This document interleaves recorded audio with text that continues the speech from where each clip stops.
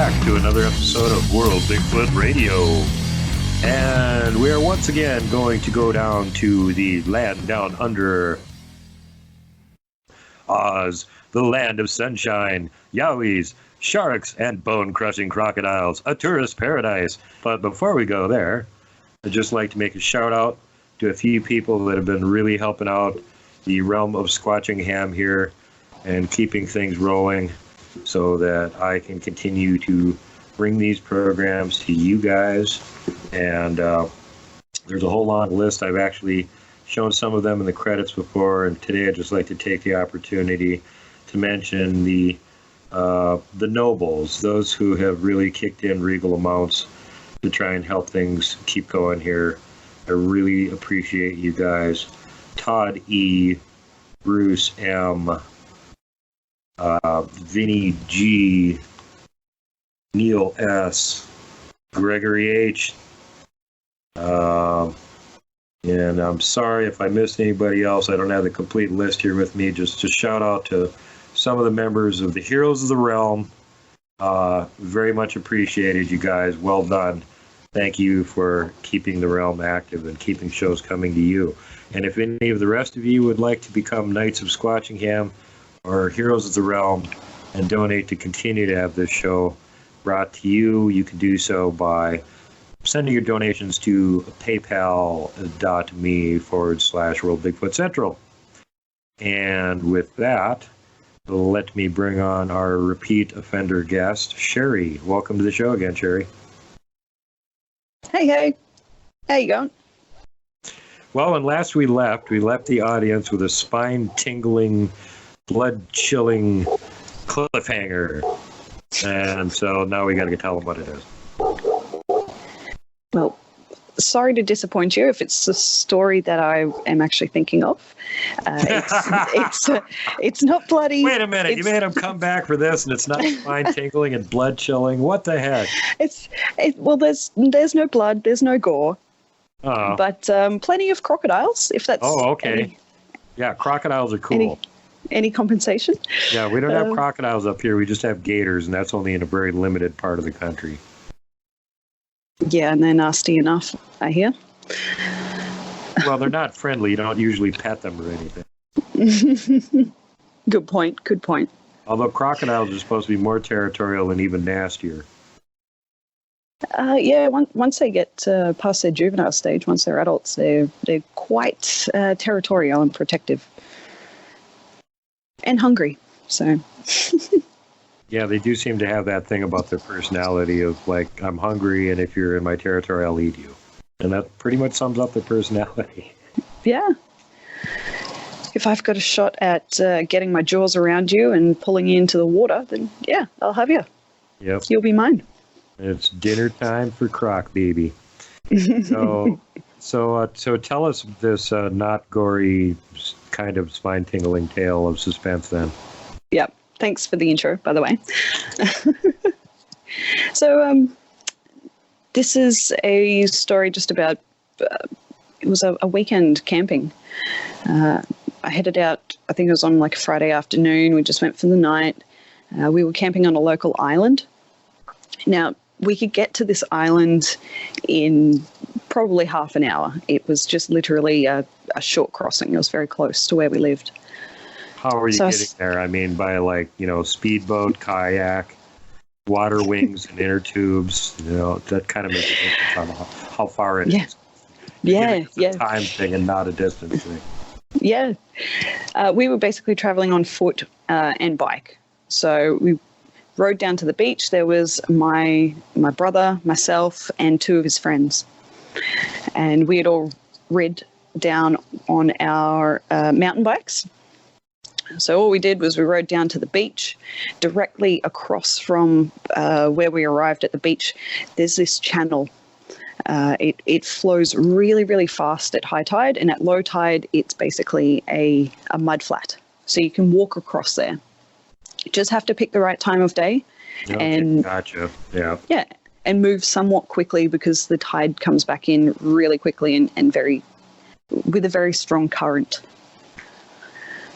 So, it really wasn't far at all. It's probably a 200-meter walk to get across there. It's just timing it correctly.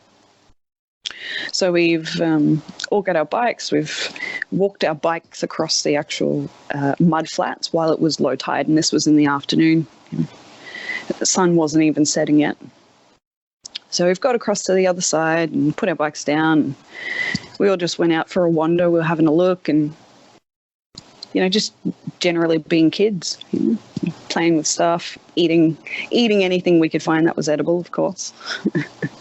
And, just joking around. But around about sunset, when the sun went down, that's when we'd realised that one of us had left our bike quite close to the water's edge. Oh, no. And that was actually at low tide. Uh-oh. So now the tide had come up. So the sun's down, you can just see the stars, they've all just come out. So it's not incredibly pitch black yet. But it was dark enough for the boys to need a torch to see where they were going. So we've all gone down to the water's edge to try and look for this bike. And as we shone the torch, or the flashlight across the surface of the water, you see all the crocodiles' shiny eyes. Oh, God. And what color is their eye shine? Just so we know in the future.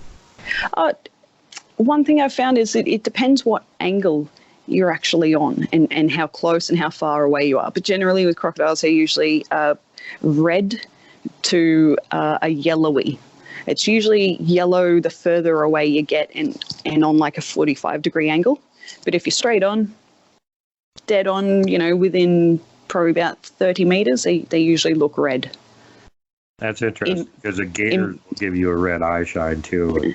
We've had people joke about that. Oh, I saw something that was about 7 feet up in the trees, red eye shine. Well, it couldn't have been a Bigfoot. It was probably one of those arboreal gators you've got down there in Louisiana. Oh, yeah. Yeah, the very rare arboreal gator. Yeah, you got to look out for those deadly drop gators that they have in Louisiana. Ooh, drop gators. Anyway, run with it, Louisiana. Run with it. So you guys are sitting there and you're bouncing the light across the water and you're seeing lots of crocodile eyes. You're not going across to get the bike. You're kind of screwed at that point. Well, one of us had the torch and they were keeping an eye out on where the crocodiles were. So me and my brother were wading out into the water, probably about knee deep to thigh height, and we're kind of feeling around with our feet, doing the stingray shuffle. So you don't step on any stingrays and just feeling around for it. And of course, the crocodiles hear commotion and get interested. They start coming directly for us, as they do. Something interesting, let's go find out what it is. And we're madly scrambling to find this bike. There's a croc about a meter from me, and then I found it. I found the bike. It was right here. But by that time, I think he was a bit too close for comfort, so we kind of legged it back to back up the bank there, probably 4 or 5 meters, and that was it. That's where the bike stayed. The croc was having the bike for the night. It was his. You knew where it was. You just couldn't pull it out. Yeah, because when we'd shine the light back, the croc had like swum right on top of it, and he was just sitting there going, "Yeah, no worries, come get your bike. Come on. I'll hold your bike down for you. Come get it." And just remember, they're definitely not big crocodiles by any stretch. They were probably only just over a meter, maybe 1.5 meters to 2 meters max. Yeah, that's enough to give you a good bite, though. Oh, definitely. But at that point, they're more there's more weight in their tail than there is like the rest of their body. Like they're still juvenile, definitely. Yeah. But getting to the point where they would take you on, definitely. Shit. How big is a meter anyway? I don't know the metric system very well. Is that like half a fathom or something? I think, a meter is 100 centimeters. I know a foot is roughly 30 centimeters. I think just over. Okay. So what's that? 3 point something feet to a meter? Feet, something like that. Per meter. like about 38 inches or no, 40 inches. That's a pretty good sized lizard. I've had pet lizards that size before, and with a croc especially, they got a good sized mouth and everything, and it's not like they're going to bite your leg off or anything, but they could take a good sized chunk out of you, and it would hurt. So I wouldn't be playing around in there with one that size at least. Oh, exactly. That's why he had the bike to himself the whole night. Yeah. So yeah, we abandoned mission. We aborted promptly. So you guys are like kind of stuck on the island for the night now. Then did you have camping gear with you, or what were you going to do? Yeah. So we had a hammock. I slept in the hammock. The boys slept on the ground. I think they might have had just a small light blanket. It was summertime as well. It just hit summertime, so it was pretty warm during the night. Didn't really need a blanket or anything. Parts of Australia that doesn't have giant poisonous spiders and snakes all over the place, where you can actually sleep on the ground and not be insane to do it. Oh no, they're still there, but they're mainly in the trees. Hence why I got to sleep in the hammock. So you're a bait, essentially. They put you in the hammock to get the spiders and snakes to attack you and keep them safe from the ground. Well, apparently, but the beautiful thing is I've always been too short to run into the spiders' webs. I always go straight underneath. It's beautiful.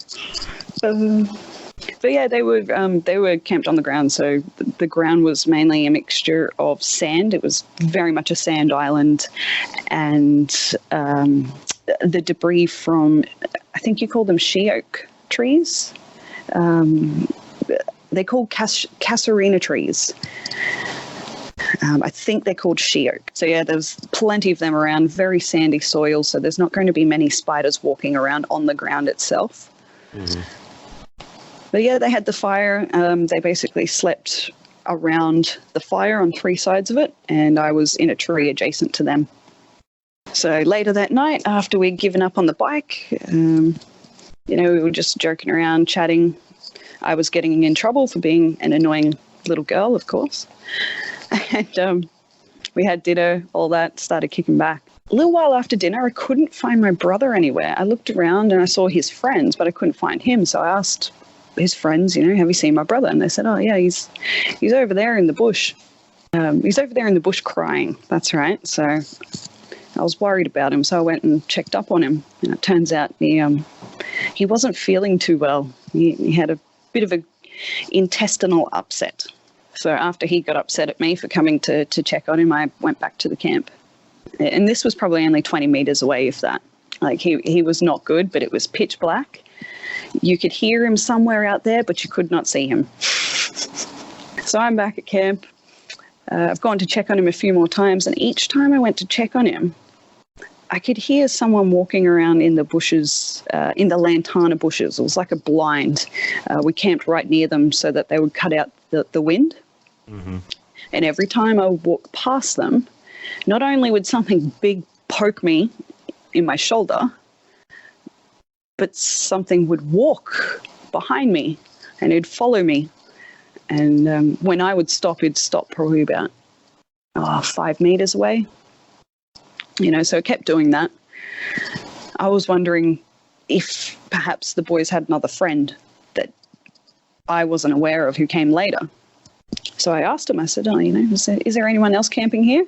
And the boys, my brother's friends, looked at me and said, no, there's no one else but us. Oh, that's right. But there is that guy behind the bushes there. Guy behind the bushes? Yeah, that's what I said. What? The man behind the bushes? Sorry, when did he get there? Who is this man? What's his name? Where is he?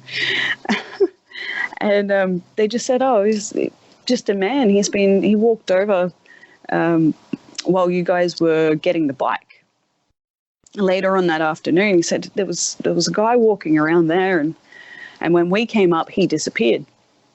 Well, the same fellow who was telling me the story, he said, I went to pee probably half an hour ago, and when I came and went past that bush, he leaned over and poked me each time I walked past. I thought, all right, okay. So I said, do you know him? Who's this man? Does he live around here? And the boys didn't know. They just said, we don't know. He's just been standing over there for a long time. He hasn't done anything. So that was about it for a while. I had to go check on my brother because he was still in the bushes. He wasn't feeling good. I went, checked on him, and he was okay. He followed me back to camp. And on the way back to camp, once again, I got a big fat poke in the back of my shoulder. And when we came and sat down with the rest of the group, the boys looked at me and they said, "Oh, is the man still there?" And I looked at them and said, "Well, I just got poked in the shoulder." And as I said that, the man started shuffling his feet around, moving from one side of the bush over to the other. The boys had just looked and gone, yep, he's still there. My brother at this point started getting really angry. He was saying, "Don't say that stuff to my sister. What are you doing? Don't talk about it. Just shut up. Don't say anything." And I was confused, just purely confused. I couldn't figure out why, he didn't want me to know there was someone there. Anyway, a couple of minutes went past, they had their little spat, they got over it, and they went back to being boys and doing what they were doing. They sent me to bed, jumped in my hammock, and they were just talking for a couple of hours. So I fell asleep. It would have been hours later because when I next woke up, the fire was out. There was no light whatsoever, but the man who was over in the bushes was now walking behind me. And as I woke up, just sat there and listened to what was going on. Now, I remember him taking a few steps and just stopping, and I couldn't figure out why. I thought it was because I woke up. I was thinking, what's he up to? But when he stopped, I heard something shuffle underneath me. A sliding, like a shuffling, sliding noise, and straight away I knew exactly what it was, and my heart sank. I thought to myself, oh no, there's a crocodile right underneath my hammock. Oh God. Yep, that's what it was. He was right there, and he was just off to the side of me too, so I was quite sure that he was ready to put his head up right into my hammock, basically. So obviously sitting there figuring out what to do, and I was thinking in my head, okay, what can I do? All right, well, you can't get out of your hammock. You don't exactly know where this creature is underneath you. You just know it's underneath you. That's not safe. You've got to go up. So I thought, all right, what's your plan? I can't move too quickly because if I make a commotion, it's definitely going to want a piece of me. So I thought, all right, we're going to have to do this nice and slow and just slowly reach your arm up, grab that branch, and you're going to have to use that to just pull your whole weight up so that you pull your whole self out of the hammock without moving closer to this creature. So just as I was thinking that, I was getting ready to move, the crocodile underneath me slid further underneath my actual hammock. It's like he was actually going under one side and out the other. And I kind of froze. At that point, I thought, oh no, here we go. I'm going to be in trouble because I'm going to end up dead or without a leg, and the boys are going to wake up, and I'm going to cop it. Screaming and thrashing and the blood flying in every direction. Yeah. Yeah, thank you. Worst case scenario. And then having to deal with my mother after that. Oh God, Lord. Oh no. Oh man, she's going to give you a spanking for getting your leg bitten off. Oh, yeah, I'm going to lose more than a leg. She'll spank you back to the Stone Age for losing that leg. Yeah, thank you. So could you hear how exactly it was crawling underneath you? Was it just going straight across horizontally from one side to the other? Was it going across at an angle?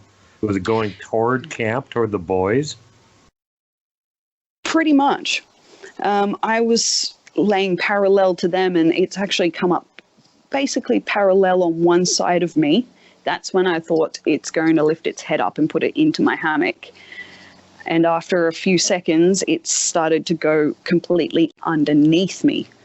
So that's when I had no option of getting out at all of the hammock. That's when I knew I had to go up. And at this point, it's facing towards the boys. So I thought to myself, either it's going to munch me or it's going to munch the boys. So I'm laying there, basically ready to move to make my action. And just before I do, that split second before I act, the man who was standing over in the bushes started walking over towards me. And he did. He walked towards me and got about half a meter away, if that, just close enough to grab the crocodile's tail and pull it backwards. So you could hear him walk straight over, crunch, crunch, crunch. Could you see any of this, or was it just completely pitch black? Nope, pitch black completely. There was no firelight left, no nothing. So there wasn't even any warmth from the fire. Otherwise, they probably would have just walked straight up again near the fire and hung out near the warmth, but that was gone. So at this point, it was actually quite cold, the coldest part of the evening. So this fella's walked over. He's grabbed this thing from underneath, like directly underneath me. So you can hear the hand like clasp around the leatheriness of the tail and actually pull it while the thing's planted on the sand, and just pulled it straight back. And I've caught some big lizards and drug them by the tail before, so I know what that I'm digging my claws in and trying to stop you sound is when you're dragging them across something, be it carpet, roots, grass, whatever. It makes kind of a racket. Thank you. So you know what I'm talking about. Yeah. Yeah, well, I know the one thing I noticed was that he didn't do it really quickly. I straight away just thought, this fella's done this before, because he grabbed his tail, but as he dragged him, he did it nice and slow. Like, it was a fairly quick motion, but it was slow enough not to make the crocodile turn, if that makes any sense. So it was just sitting there poised, digging its claws in the sand, and he was just pulling it backwards slowly. It was still under the impression it was going to win the tug of war, so it wasn't trying to spin around and bite his arm off. Exactly. And he did this probably 2 or 3 more times. He would drag it backwards towards the water's edge until you would hear it turn. It would turn and like, not hissing him, but flaring him. I can't do the sound, but they do it cool. And you'd hear him drop the tail, and it would kind of move in an opposite direction. Then you would hear him walk around the crocodile towards where its tail was, pick its tail up, and drag it further towards the water.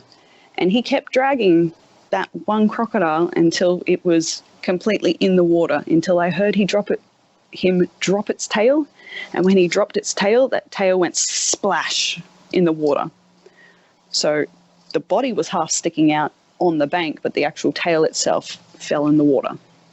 And that's where he left it. Because I did think to myself, thanks, buddy. You don't want to drag it maybe a little bit further out. It's probably just going to walk back in.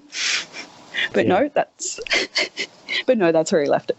Maybe the croc took the hit after it got drug out of the bushes by the guy in the bush. Well, I did hear it take a couple of steps up onto the bank, but that's where it stayed. It didn't, while I was awake, it didn't come back up to where I was. Well, I thought that was the only crocodile in camp.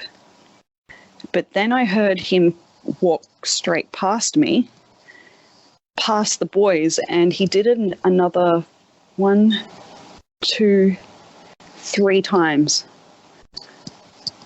So there must have been a croc nearly on each side of each one of the boys, sorry, because he did the same with another 3 crocodiles.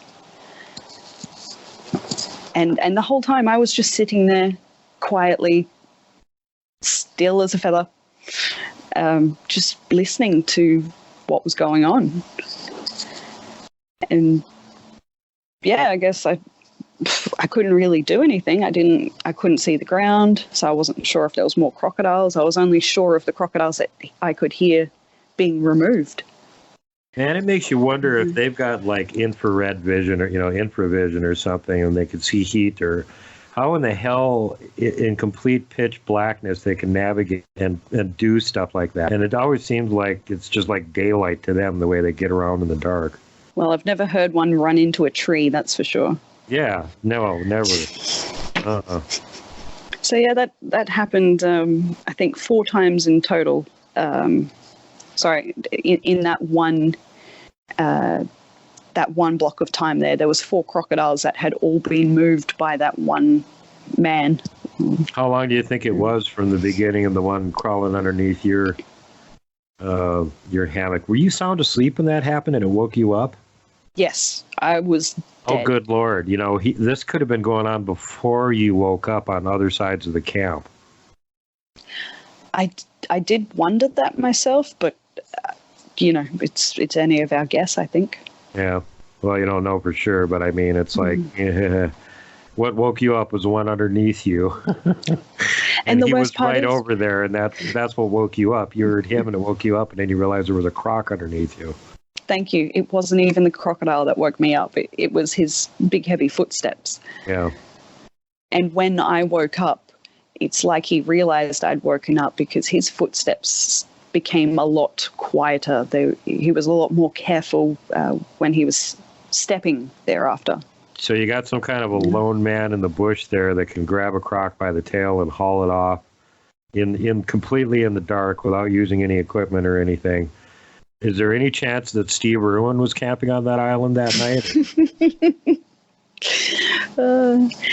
Well, considering it is a good 6 hours away from where Steve Irwin is based, who knows? Unlike he could run that gets 3 around. or 4 hours, though. Yeah, true.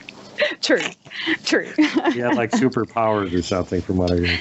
Yeah, he probably swam from Brisbane in 3 hours. Just for a morning swim. Hung up. Yeah. Saw you guys surrounded by crocs. Went, crikey, these kids need my help. And just stayed on the island all night and drug croc with. There could be some other explanation for it. What do you think? Was it just like a Aborigine croc wrangler that was on that island, or? Well, I hope so, because otherwise it definitely was what I think it was. Do they have those? Is there like crocodile wranglers? Do they have crockeroos or something? I was always curious about that. They don't actually like farm crocs there, do they? Yeah, yep. In Rockhampton, that was roughly 2.5 hours away from where I grew up, from where this took place. There's actually a large crocodile farm there that had been running, I think, since the late 70s, early 80s, something like that. And yeah, they farmed crocodiles, but they mainly got their crocodiles from, like you said, those the pest crocodiles that had been, caught eating livestock, attacking humans, things like that. They actually, they just remove them. Yeah, they do that with gators. There's I'm trying to think what it is. I think it's a Cajun Cafe or something. There's like several outlets down in the south, and they have a couple different places where they have gator farms. They raise gators just for meat for their restaurants. So yeah, just curious if you do that with crocodiles, because I mean, it'd take a long time for them to get big and huge and everything, but like it'd be like a lot of meat on one crocodile. Oh yes, yeah, they definitely do. They farm them for their meat and also the leather. Mm-hmm. It's another high end product. Yeah, very nice leather. Well, anyway, I'm sorry to keep distracting you with all these croc questions. We just don't have crocs here, so I'm kind of curious. Never been bit by a croc yet. It's one of the few reptiles that hasn't gotten a chance to bite me yet. So, hopefully won't give them one. But so seconded. How long did it take for this whole sequence of events of the 4 different crocs getting drug away by the tails to go through? So that probably took about an hour in total. I was trying to stay awake by the end of it, and when I heard him drop the last tail into the water, so the 4th tail, when I heard him drop that into the water, that's when I just fell asleep again, like a rock. So yeah, I fell asleep. It was another couple of hours. I woke up. I woke up because I needed to pee. So remembering what had gone on a couple of hours beforehand, the last time I woke up, I didn't, because it wasn't light yet, I wasn't sure about where I was going to go to pee and whether or not there was crocodiles around. Right. So stupidly enough, the boys were asleep, but I sung out. I said, hey man, are you still there? And he was back in his original position behind the lantana thicket. And as I've sung out for the second time, he started not stomping, but moving on his feet, like shuffling around. And I've gone, oh, okay, you're still here. I just remember thinking to myself, if I don't get up and pee right now, I'm going to pee myself. And they're probably going to find me eaten by a crocodile with wet undies. Mm-hmm. So it's just got to happen. I knew he was over there, and I knew that if he was over there, there was a good chance there was no crocodile over near where he was. That's the only place that I could be certain that there was no crocodiles at that point in time. So I got out of my hammock, and I must say my heart was beating because I knew there was crocodiles around, but I didn't know where they were. I could only tell they were around if I could hear them shuffling. Otherwise, there was a chance I could stand on one and not know it. So I very, very cautiously made my way closer to where he was. I didn't want to be exactly where he was, but I wanted to be close enough to know that there wasn't going to be a crocodile underneath my bum. So I was hanging onto the trees because I couldn't see anything. I knew there was a line of trees, so I hung onto them, followed the branches, and at the end of the line of the trees, I dropped my dax and took my pee. Anyway, I finished up and I was feeling my way back to my hammock, and halfway there I heard him shuffle his feet, and it just reminded me again, within 10 seconds time I would completely forget that he was even there. So I shuffled a little closer over to where he was, and I kind of just said, hey man, are you there? Like, I was always doubting myself, like, is he really there? Is he still there? He's really quiet. Maybe he's gone. So I'll go, hey man, are you there? And he'd shuffle his feet. I go, oh, okay, you're there. So as I pass his bushes, he pokes me on the shoulder again. And as he pokes me on my shoulder, I went to grab his arm. Oh, well, the thing that was poking me, so it would have been the finger. I went to grab the finger and kind of brushed some hair. And I don't think he liked that because he grunted. It's like a big man not happy, which kind of made me stop in my tracks, Straight away just thought to myself, okay, maybe that was a little bit cocky. Maybe that was a bit cheeky. Maybe crossed the line a little bit. But I knew he was there. That's how straight away, as soon as I felt that hand and that hair, I knew I wasn't crazy. That's the point where I went, right, okay, I'm not crazy. It's a physical thing. It's really happening. And anyone who thinks I'm crazy is just ignoring it. So after that, I just, wandered back to my hammock, went back to sleep, and waited for the sun to come up. But when I woke up, the boys were already awake, and I got up straight away. I ran over to the bushes and I looked at the boys. I said, is the man still there? And they looked at me and said, what man? And I had to roll my eyes, hey. I said, the man who was in the bushes last night. Remember, he kept poking you in the back. And then all of a sudden the boys remembered. No, they said they hadn't seen him when they woke up. He wasn't there. No sign of him. He was gone. So obviously, when the light started appearing over the horizon, he probably took off. Did anybody notice any suspicious drag marks of gators being drug out of camp or crocs being drug out of camp by their tails? Yes, this was the next half an hour of my life, was me trying to tell them what had happened while they were asleep.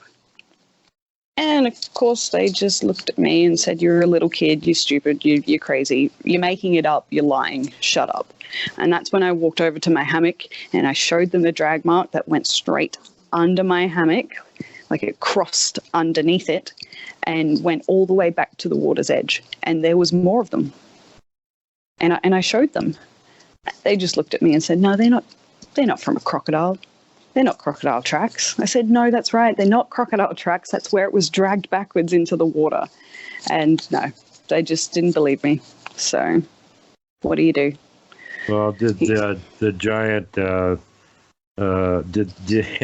did the bush guy leave any tracks there for you to notice either?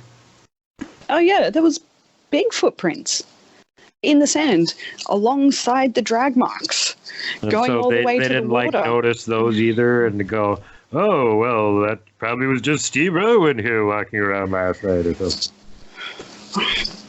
And this is the crazy part. This is like, I was the youngest. I was the only girl, and yet I was the one to say, look, here's the proof. They're his footprints. Look how big they are. And I was the one to say to them, put your foot up against it and see how big they are. And not one of them would. They weren't interested. They didn't want a bar of it. So what do you do as a kid? You just shut up, hope not to get ridiculed, and roll along with your life. That was it. How big do you guesstimate the footy prints were actually? What's a foot to you guys? That's 30 centimeters, right?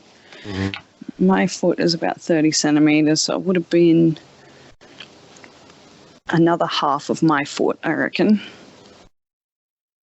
So that's 30 plus 15. 30 plus 15, that's 45? 45 centimeters? 17, 18-inch range then, probably. But flat, completely flat foot. Yeah, same thing as the ones up here. They don't have any instep. If you see big footprints up here with an instep, you're run. It's not a big foot. Well, it's funny that you know that, because I had to learn that. So how did you figure that one out? Well, the funny thing is, all the instances that I've had with, I guess, the hairy man around our local area where we were, like all the prints that you would see, they were always flat. They're always flat. And there were a couple of instances where I had gotten to the edge of one type of bush, and it turns into another type of ecology, if that makes sense. So it went from the like the eucalypt forest to more of a melaleuca forest. So your smaller, shrubbier, drier bushes, a lot drier, rockier area. There was an area, like elegant scrub, sort of, death zone sort of thing. Yeah, closer to that, but very, very rocky. So quite hilly and rocky. Yeah, oh yeah, it was always a really dry area that if you went out there riding, you should always bring water with you, because there is no water to be found out there at all. You won't find paperbark trees or anything out there. It's just real dry scrub. It's when I would get to places like that I would find the different footprints, still massive, same range, 45 centimeters. That's why they were odd, because they were, a lot bigger than your footstep. You'd find them, but they were not flat foot. They were not flat prints at all. They had weird, like you said, like an instep. Mm-hmm. But it was almost like their foot was segmented, like across the bridge. But yeah, no, whenever you got to the really dry areas like that is when you would, I would notice that the hairy men that were there were not like the ones that were in my local area where I generally stayed. They were a different body shape, and you did not mess with them. Like, I don't know how to put it. I did not want to enter their area at all. They creeped the hell out of me. They were like a giant black basketball player. How did they look different than the ones in your area specifically? Taller, lankier, and almost a square torso. The one thing that I really noticed was that V-shaped, just kind of barrel-shaped sort of build, or? Yeah, barrel-shaped but flat. Okay. Almost like a rectangular. Okay. It's really hard to describe because the one thing that really stuck out to me that really looked completely different from the other guys was their legs and their arms. They were so much more skinnier. They weren't as muscly. They weren't like a beefcake. They were longer. It's hard to describe. Very lean. That's the word I'm looking for. They were really lean. The guys in our area were just massive. As you would say in Australia, they were built like a brick shit house. Mm. You know, they're massive, towering, but they had a very large torso on them, almost triangular torso, just because of how big, like, the area around their pecs was, like the shoulders and the pecs. They were really, really massive. And yet these fellas who were out in the really dry area, they were just this weird, lanky, lean version of them with like it looked like their head was too small for their body, if that makes any sense. Oh, weird.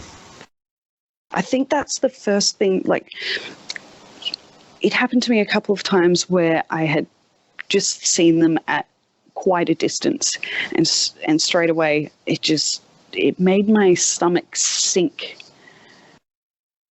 And I swear it's because of the head. When I saw the head, it wasn't right. It was way too small for its body, and it did not make me feel right. And then I would notice the footsteps, the tracks, and that they weren't flat. And that's about the time that I would just back up quietly, slowly, and just return the way I came from. It just were these didn't feel right. What color were these guys when you seen them? I wouldn't say black, but it's like a very dark brown. Have you ever seen an ironbark tree? I don't think so. All right. It's a very dark brown with almost a grayish hue to it. It's like a mottled appearance, say a mixture of very, very dark grey, a bit of black, and lighter tinges of grey, all mixed and mottled together. So when they would be near like a clump of ironbark trees, you could be mistaken, like you could just walk past it without realising there was someone there until it moved. And that's when I would notice. I pick up the motion from the corner of my eye, and that's when I would look in that direction, see it, freeze, and slowly back out. Time to leave. Hopefully you didn't get too close to these guys. You got any guesstimates on how tall they might have been? I'm just trying to think conversion too. Like, they were tall. I'm talking basketball player tall. Well, yeah, but basketball players are like still shorter than Bigfoot. Bigfoot's built like Bigfoot, the Hulk. True. Well, I mean, when I put it in perspective, I saw them as being taller than the fellas who were local, and they'd probably be in the range from anywhere from 7 foot onwards. And these specific type of men being whatever, they were always seemed to be a lot taller, lankier, skinnier, not as muscular or built in any of their limbs, but their legs were incredibly long. Legs and arms were just incredibly long. Did you ever catch sight of their face at all and get any look at what their facial features were like? I never got close enough. Never. Yeah. I never wanted to be close enough. The tall, lanky fellas I saw from a distance, And I think I saw them for a total 2 times, maybe 3. Yeah, three times in total, in my entire life. And that was all, like I said, in that dry, scrubby area of bush where I lived. It was only in that area, and I did not like going into that area because of it. Did they, when you found tracks with them that didn't have flat feet, did it look like they had curved toenails or claws or any mark, anything like that, or just like No. human feet? No. The one thing that they really reminded me of was athlete's feet. Now, everybody has given me crap my whole life because I have very flat feet. I mean, it's like you're looking at a duck foot. So when I leave a footprint, there's no instep in it. It's completely flat. Everyone's given me crap about that my whole life. Well, no wonder the Yowies follow you around. They think you're a Yowie. You leave tracks like them. Oh, she's flat foot too. But when I found these particular footprints, they had like a large instep in them, but where your front foot pad is, there was always a break. It was like there was always a line there, like there was a break in the print. If that makes any sense. Am I describing that accurately? So it's like they have an instep and a mid-tarsal break. Ah, that's it. Thank you. Thank you. It's been a very long day here. My brain is very much fried, so thanks for doing the work. 4:30 a.m. here, so I don't have any excuse for being ahead of you at this point. But yeah, that's just really, really odd and disturbing for some reason. I wonder if these guys are like your indigenous version of a troll or something. True. I'd never thought of it that way. Because they are tall and one thing... skinny, lanky, weird proportion, not built like the Hulk. Like to carry trees like logs. Like to carry trees like clubs. Mm-hmm. Yeah, troll thing. Bigfoot generally don't use tree trunks as clubs for weapons. That's a troll thing. Never thought about it before you mentioned it. Thank you. Makes me feel a whole heap safer. Love talking to you, Dick. Yeah, just stay out of that area. Yeah. Especially since you know you're a cryptid magnet, and they'll show up, of course, if you're there. It's not only that, too. I mean, when I really love to explore. That's my thing. I love to explore. I love animals, and I love to find, where animals live. I love to watch them. So I would go off following... They say curiosity extincted the Thylacoleo carnivore. Yes. Yes, it's always been my downfall. But yeah, like I'd go into that really dry area because I was, say, following a mob of kangaroos. I wanted to watch them. I wanted to see where they were going. But as soon as I would get to that area... Yeah, those guys are following the kangaroos around, getting ready to grab a few and eat them, and you're following the kangaroos around. Gee, I wonder what was going on there, Sherri. Yeah, well, I never thought of it like that. I was just a dumb kid. Why would any giant predators be following these prey animals around? It would never occur to me that somebody might be doing that. Well, just remember, since young children, I don't know about you, but we were always told that there was no large predators, especially not in Australia. We didn't get to hear anything like that where I grew up, but I can imagine that would sort of make you feel like you were pretty safe running around everywhere if there were supposedly no large predators. Well, there shouldn't have been any large predators whatsoever. Wild dogs, they were and of course crocodiles, they were the largest predators that should be around. Right. And crocs, if you stay away from the water for the most part, you don't have to worry about that. Yeah. And wild dogs, if there's like 2 people or something, you don't have to worry about that. It's more so bitey things. Eastern brown snakes, right. Their venom acts very, very quickly. A zillion different kinds of poisonous spiders that you have there. Yeah.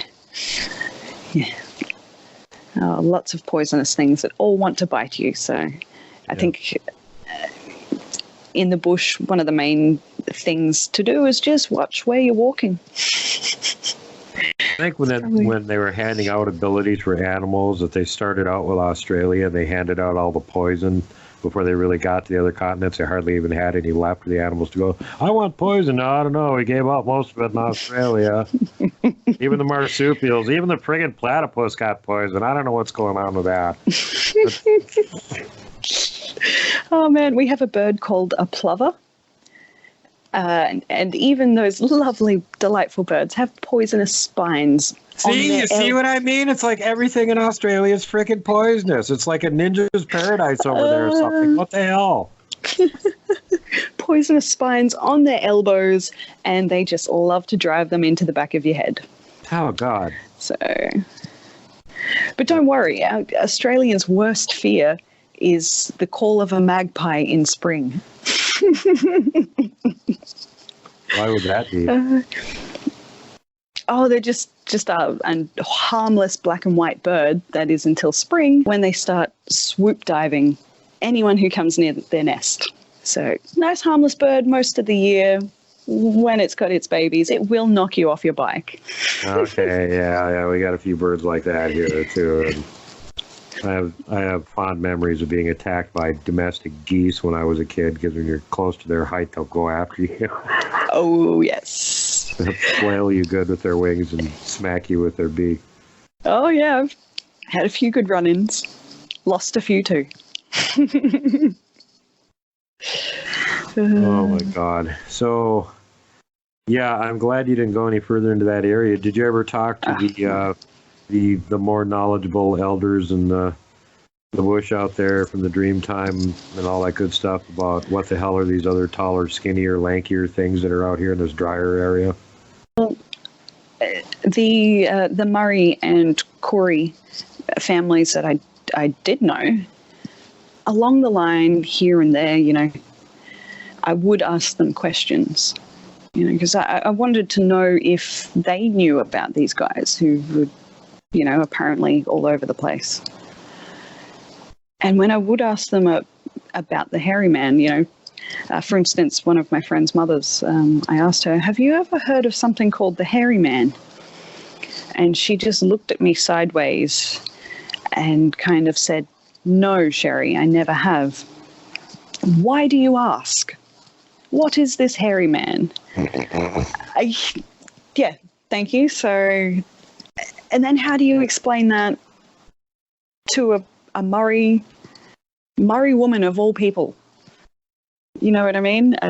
So yeah, I asked the question. I didn't always get the answers. And the few people who I think had some knowledge, they just always told me that is, A, it's not women's business, and B, it's not for children to know. If you're meant to know that, you will be told it at the right time.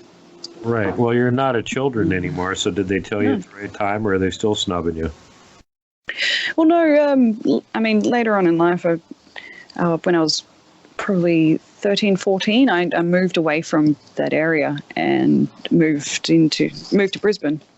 Yeah. So by that time, I had lost touch with a few of the families that we'd grown up with. And not only that, a lot of people seem to have, it seems like, forgotten things. I remember speaking with one of the mothers who accosted me for asking them about the hairy man. I brought it up years later. I said, do you remember me bringing that up? And you telling me that I'm just a child, and if I need to know, then you will learn later on in life. She just looked at me and said, no, I have no idea what you're talking about. I said, the hairy man, the man in the bush.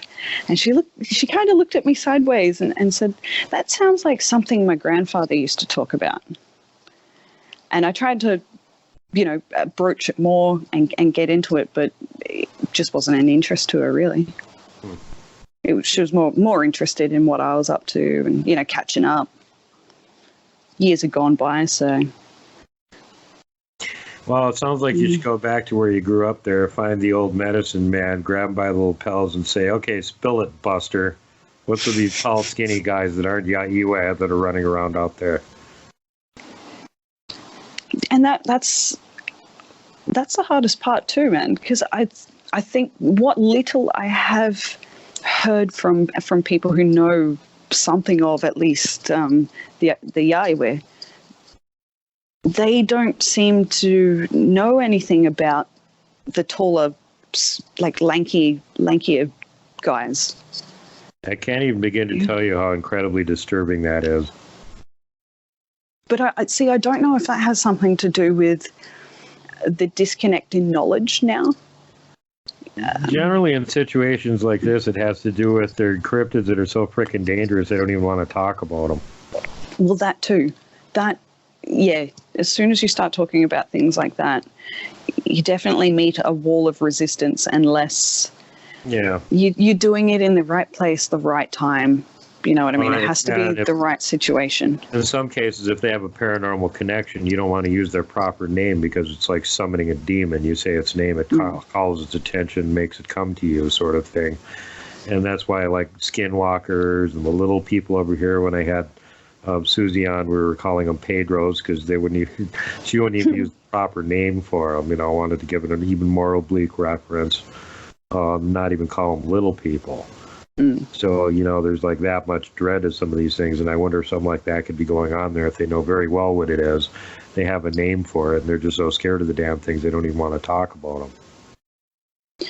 Well, I know from the few talkings too that I had from my close friend and her mother, who had given me a talking to about talking to the hairy man in the bush. I think from their cultural perspective also, they looked at it in a way of, if you have any contact with these guys and you're associated with us, then you're going to be bringing that trouble to us. And that was, I literally hear the hurt in my head saying those words. Don't be bringing trouble round our family. And I didn't understand it then because I'd never had any trouble, if that makes any sense. They would just had any negative interactions with the Yowies at all? No, they were just something that was there. That would occasionally pull crocodiles out from underneath your hammock or chase crazed pedo perverts out of the jungle, or throw macadamia nuts at you. Throw macadamia nuts at you when they thought you looked too skinny and not well fed enough. No, there's many a times when I'd be walking home with my friend and we'd be, say, miming an action or maybe doing a stupid dance or something like that, and our arms would be out from our body, out towards your side. And as our arms would move out to our side, it happened quite a few times that a macadamia nut came flying out of the bush and landed directly in my hand without me having to move my hand. Just land straight in my hand. And she would look at me and I would look at her and we'd look at this macadamia nut and she'd kind of just go, "Oh, that's cool. Do it again." Get more macadamia nut. I know. I'd look at her and go, "I don't know how I did it in the first place." The funny thing is, she would be the one who say something to the effect of, "Sherri, that came flying out of the bush. It didn't look like it fell. It looked like it come, like someone threw it into your hand. Like it came out, what's the word? Like it was lobbed. It looked like it was lobbed out of the bush." But it was fired with a very small catapult in your general direction. Oh, but see, that's the odd thing. All I know is my experiences, and that's why I've wanted to speak with you, man. I want to know, does stuff like this happen to other people? And the funny thing is, I'm sure it does. I'm so sure it does happen to other people, but A, they don't talk about it for bloody good reason. Same reason I didn't talk about it for 20 years. And, and further. It most commonly happens with people that live out in the the very edges of civilization are out basically in the middle of nowhere, where they're so far from other people, and these things are just around their property. And after a certain amount of time, they start realizing these things are around the property. And then, the jig is up. The things realize they're there, and they start interacting one way or another. And then it just becomes an ongoing thing. I got guests I'm trying to get on right now that have had activity on their property in Florida for over 30 years.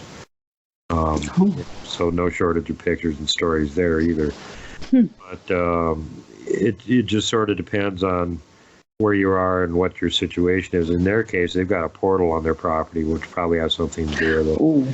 But, with other people, it just seems like they're like cryptid magnets. It doesn't really matter where they go to. If they're in an area where the things are around, somehow they get attracted to them.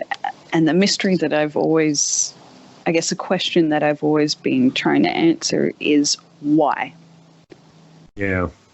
What is it? Why is it only those some people that seem to be a magnet for those sorts of things? I don't know. If you figure out what it is, let me know, because I can package it and sell it to all the people that want to go capture Bigfoot. Suckers.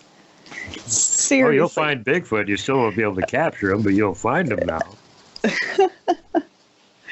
Oh, you'll find yourself some PTSD for sure. Yeah. But you'll find yourself 1,000-pound angry hairy ogre that's going to throw you into a treetop and put you're not going to bring it back with you. Who wants that? Oh, Plus, God. they stink like skunk poopy. So, anyway. All right, dear. Well, unfortunately, we ran out of time again. I know every time we do a show, we keep running out of time. So I'm sorry that we ran out of time again, but I'm trying to keep these shows to less than half a day, because people seem to have short attention spans nowadays. Even if you've got great guests on, they still go, I'll listen to the rest later. Yeah, well, we are easily distracted. Oh, look, a bird. Ooh, he's candy. Ooh, he's candy. Ooh, he's candy. I hope that's not me under there again.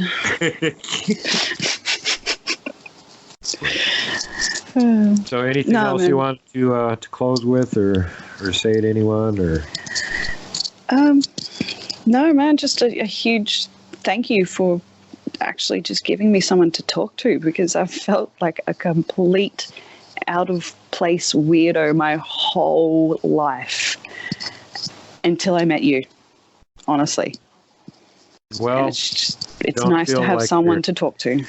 Don't feel like you're that much of an outcast, because I know several other people that are in the same situation with you, where they've just had this weird ongoing thing all their lives where it doesn't seem to matter where they move to or something. The friggin' weird cryptids seem to figure out where they are and then start bugging them again. And it's not always the same kind. Sometimes it's something different. Just unlucky like that. Yeah, I don't know. Maybe some people just sort of attract it. And then there's the theory from the natives here that, like, if you see a Bigfoot or something, the Bigfoot can sort of like mark you psychically. So if you're ever around other Bigfoots, they can tell right away that you've seen a Bigfoot. And they treat you differently, because it's like, oh, we don't have to hide from this. This one knows we're here. Oh, no, we can just mess with this one. Yeah, we'll just mess with this one because he already knows we're here. We'll just throw things at him. Here, have a macadamia boulder smash. Yeah, they always give you the macadamia, but no rock to crack it with. No rock That's to crack it with. Exactly. Sick joke. Alrighty, dighty then. Well, thanks for coming back on the show. And if you want to come back and give us more updates in the future, especially if you get any information on what these tall, skinny, weird, freaking, God, I hope they're not Australian troll things are, let us know about that. I will ask around. You got me really creeped out now. I don't like hearing about these cryptids that I don't know anything about. It's creepy. Sorry. I know there's different names for different ones there. They got the Duergar and the Quinkin and a bunch of other stuff, but I haven't found anybody yet with enough knowledge on that to be specific and say this is this, this is this, this is this. Nobody seems to have an answer on that one. And why not? It's your continent. Figure it out, guys. Go ask the locals. The Aborigines, they know this stuff. Go ask them. That's how we found out here. You go ask the natives. Okay, lecture over.